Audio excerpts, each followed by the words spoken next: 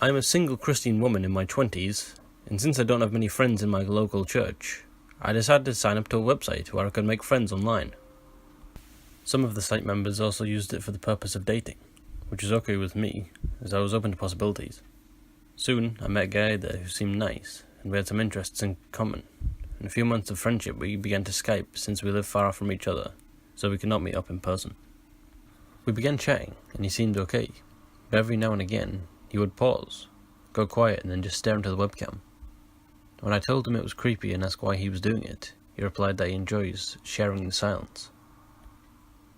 I wasn't sure if it was normal, and since around the same time I was busy dating someone else, I avoided the guy for several months. However, when I broke up with my ex, I was feeling lonely and I decided I wouldn't mind chatting to a friend to take my mind off things. This guy happened to be the only person available.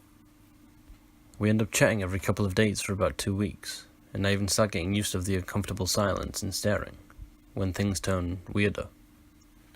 During our conversations, I found out this guy was in his 30s and still a virgin, and we both agreed that we believe in sex only after marriage.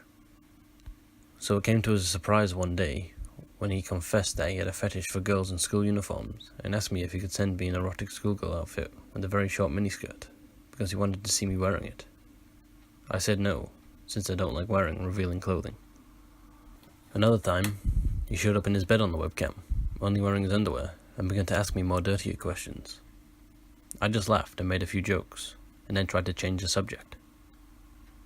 However, he was not very responsive to the conversation, instead preferring to stare at his screen into the webcam, grinning, while making repetitive motions with his hand under his bed cover.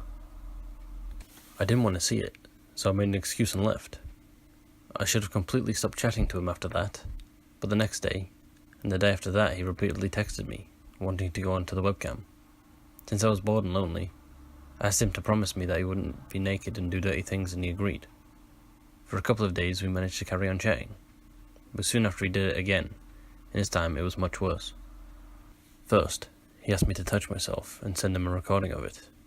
I refused, explaining to him that in the case my computer ever gets hacked, I didn't want to do such things, so to be seen anywhere on the internet. Oh, but you don't have to make a video. I just want to listen to the noises you make, he replied. Again, I refused, saying that it made me feel uncomfortable, but he would not take no for an answer. He took off his underwear and began touching himself as if he was stroking a pet, while grinning at me with a big, creepy smile. I told him I had to go and terminated the video call.